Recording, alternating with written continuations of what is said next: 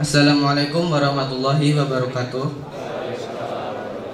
Semangat pagi.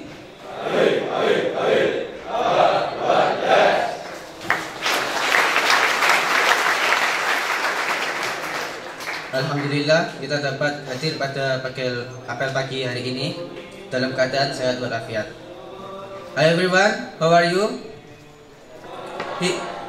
Previously, I need to introduce myself. Hi. My name is Ali Firmansyah. I'm from the KV Department.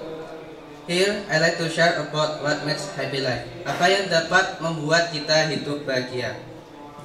Mungkin ini tidak terlalu penting bagi kalian, karena kebahagiaan seseorang itu tergantung dirinya masing-masing dan memiliki caranya tersendiri. Gak usah berlama-lama, langsung saja kita masuk ke materinya. When our lives are rich with positive emotions, great relationships, trying to practice and sense of purpose, we are ready to accomplish things. Ketika kita kaya dengan energi yang positif atau emosi yang positif, dimulai dari hubungan yang baik, kekuatan mental maupun fisik yang dilatih, dan juga tujuan kita, maka kita telah siap untuk melakukan hal-hal yang baru. Setting and achieving goals give us something to put our energy into. Ketika kita menetapkan atau ingin mencapai suatu tujuan, di sana kita dapat mencurahkan apa yang ada pada emosi kita atau energi kita. It let us see how we make a difference. Setelah kita mencurahkan isi energi atau emosi yang ada pada diri kita dapat melihat sebuah perbedaan yang ada pada diri kita. Put effort into things that matter to you. Oleh karena itu, mari kita lakukan hal-hal yang penting untuk diri kita selagi hal itu baik. Dapat disimpulkan bahwa ketika kita kaya dengan energi yang positif, maka kita akan lebih mudah merasakan kebahagiaan, walaupun itu tidak selalu. Oleh karena itu, mari kita coba lakukan menjauhi hal-hal yang negatif bagi diri kita, karena kita tidak tahu hal negatif itu berdampak buruk atau baik bagi kita. Karena nyesel itu nggak ada di awal, dan nyesel itu adanya di akhir. Dan juga satu lagi yang dapat membuat kita bahagia, walaupun tidak semuanya akan merasakan kebahagiaan karena benda satu ini. That's money, ya, itu uang. Siapa sih yang gak suka uang? Hidup di dunia aja gak gratis. Mulai dari makan, pakaian, semua butuh biaya. Ketika orang memegang uang, dia akan merasa tenang pada kehidupannya dan lebih mudah merasakan kebahagiaannya. Mungkin selain uang juga bisa dari pertemanan kita atau pergaulan kita, seperti bercanda. Tapi kalau bisa bercanda jangan berlebihan. Mungkin ada yang berlebihan hingga sampai ada temannya yang merasa tersakiti hatinya. Mungkin itu saja yang saya sampaikan. Mohon maaf bila ada kekurangan. Jika ada kelebihan gak usah dikembalikan, karena saya ikhlas. That's all from me. Wassalamualaikum warahmatullahi wabarakatuh. Semangat pagi.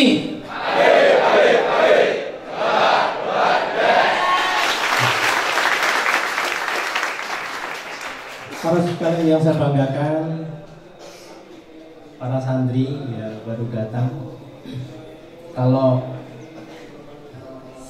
teman kalian bisa, para santri saya yakin lebih jagoan. Tepuk tangan untuk para santri kita.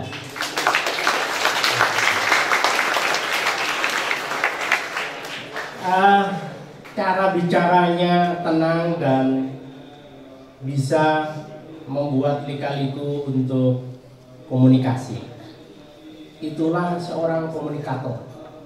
Seorang komunikator itu bukan sekedar bagaimana dia bicara, tapi bagaimana dia bisa mengkomunikasikan apa yang menjadi ide-idenya.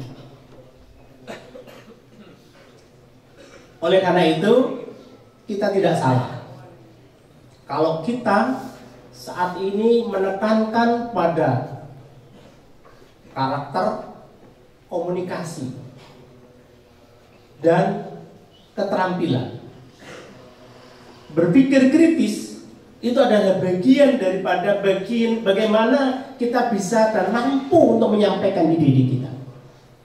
Jangan kalian merasa, oh saya pinter, saya cerdas, tapi kalian tidak mampu untuk menyampaikan ide-ide kalian.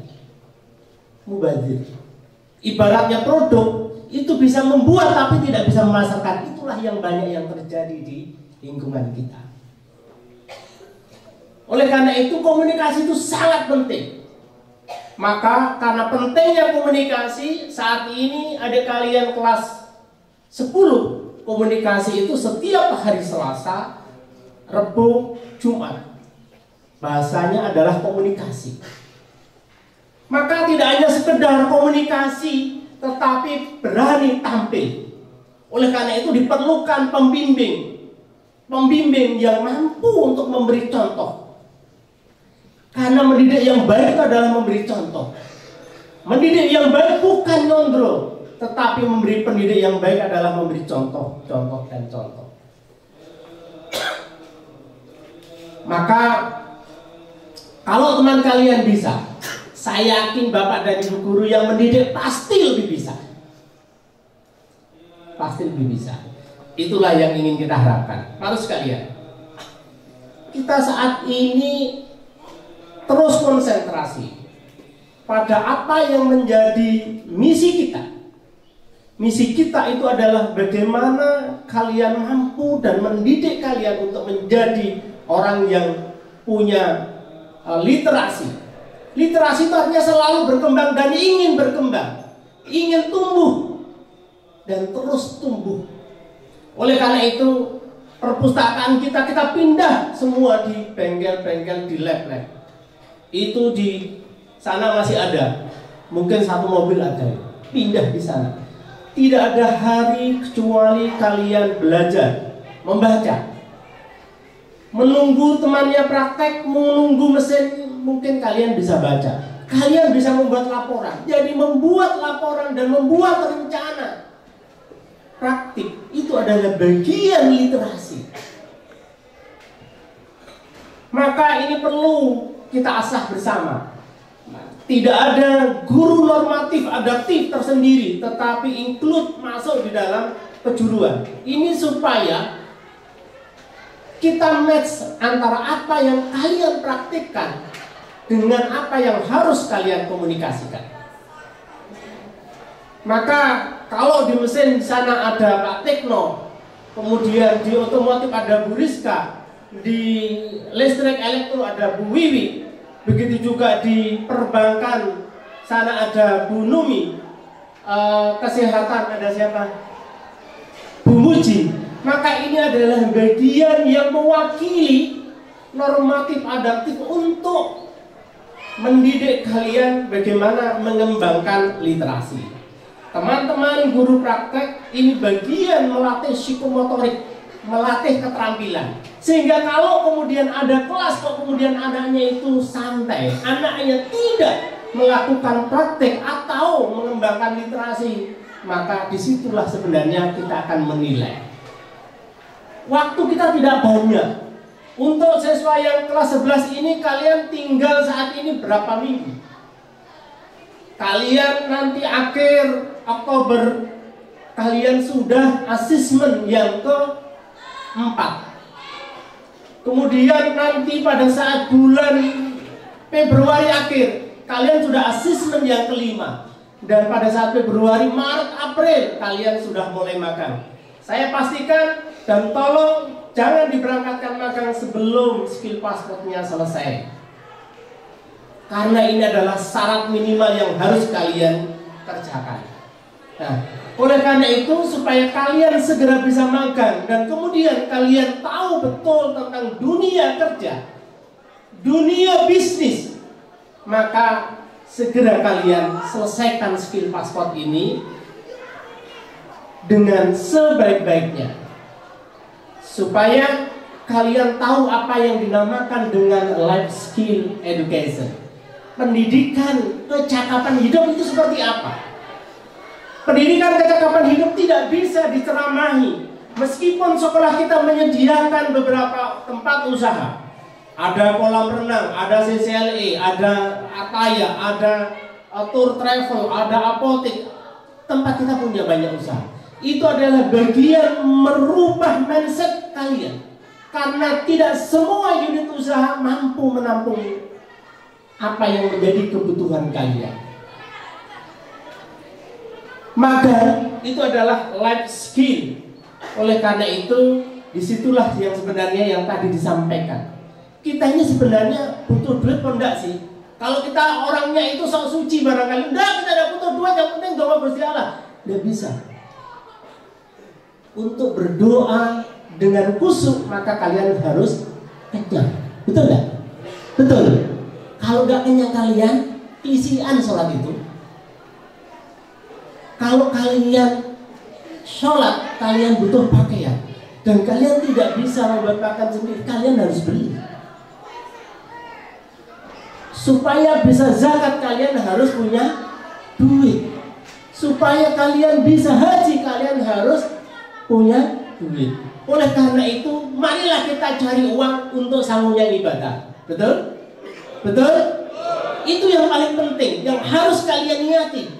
Ya. Yang harus kalian nanti, saya belajar untuk ibadah, dan setelah itu saya akan belajar untuk bekerja, berusaha, life skill untuk ibadah, dan setelah itu saya akan terus mencari rezeki supaya saya bisa beribadah dengan khusyuk dan senantiasa dekat dengan Allah. Itu yang harus kalian menjadi tujuan kita. Kalau itu menjadi tujuan kalian, maka apapun yang dilakukan di sekolah ini itu rasanya ringan. Kalian sholat tidak usah diuprak-uprak. Ini kelas 2 sudah jempolan, jarang yang uprak-uprak. Mungkin hanya 1, 2, 3, 4 kali gitu ya. Yang kelas 10 perlu banyak belajar, dan kelas 11 mampu untuk memberi contoh. Termasuk pakaian yang belum pakaian, tolong. Pakaian itu adalah bagian melatih disiplin. Saya mengingatkan, kaos coklat itu diberikan bukan untuk tidur. Kaos coklat itu adalah seragam yang menyatu dengan seragam kalian hari Senin, Selasa, supaya dalamannya itu tampak bagus, seragam seperti itu temannya itu. Saya ulangi lagi, besok Senin, Selasa, kaos coklat dipakai, sehingga tidak ada itu kaos putih, kaos hitam, ada kemudian tidak pakai kaos, tidak. Jadi itu adalah bagian seragam yang menyatu. Tolong pada Bapak dan Ibu guru dimanapun berada untuk segera mengingatkan para siswa sekalian. Jadi itu saya kira penting dalam rangka untuk membentuk perform. Kelas 11 ini perlu membentuk perform. Karena nanti pada saat kalian sertifikasi, maka yang mensertifikasi asesmen, yang mengasesmen adalah dari perguruan tinggi dan dari industri. Disitulah kalian akan dilihat, disitulah kalian akan dinilai, kemudian kalian akan bisa magang di mana. Yang terakhir para sekalian, masih dan terus kita ingatkan, alhamdulillah saat ini nanti yang ikut program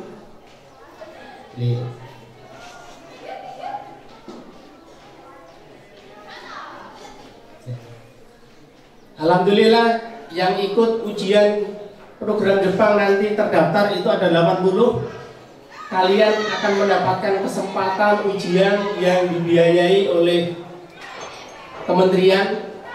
Dan apakah nanti yang kelas 11 ini apakah masuk untuk subsidi yang per siswa 15 juta? Kalau itu masuk menjadi sebagian dari subsidi karena kalian masih di kelas 11 dan kelas 12, maka pastilah ketika kalian membutuhkan mau ke Jepang, insya Allah biayanya bisa lebih kita tekan lagi. Kenapa begitu? Kalau kalian magang biayanya lebih tinggi, tapi kalau kalian berangkatnya TG bekerja itu bisa lebih murah. Maka yang ingin ke Jepang nggak usah magang keluar, langsung nanti ngebut untuk bahasa supaya kalian bisa N4. Kenapa begitu? Di Jepang saat ini bulan Desember, kontrak yang dari Vietnam dan dari Thailand itu habis, sehingga pada bulan-bulan ini itu membutuhkan pergantian tenaga, dan yang dipilih itu adalah Indonesia. Kenapa? Karena orang Indonesia lebih terkenal sopan dan bekerja dengan baik dibandingkan negara-negara yang lain. Oleh karena itu karakter sangat penting, menghormati orang lain penting, karena itu adalah bagian dari karakter yang terus kita kembangkan dan kita ulang. Terima kasih. Assalamualaikum warahmatullahi wabarakatuh.